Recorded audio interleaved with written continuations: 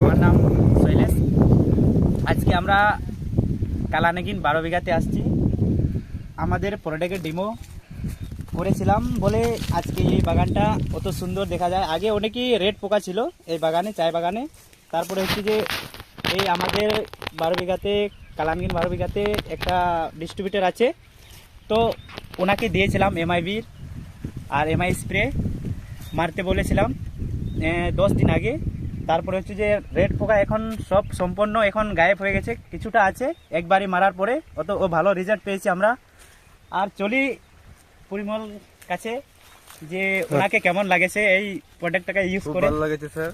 আর এই ওষুধটা নিয়ে আসছিলাম, তারপর স্প্রে করলাম, তো রেজাল্টটা ভালো পেলাম।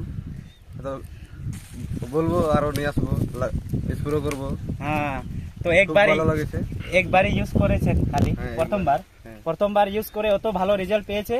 আশা করি আগে গতকালও স্প্রে করবে, আর স্প্রে করে এই এখানে অমাবস্যার সামনে যে আসছে হ্যাঁ। আবার স্প্রে মারবে আর কি। হ্যাঁ, তো এই পোকা আশা করি যে পুরো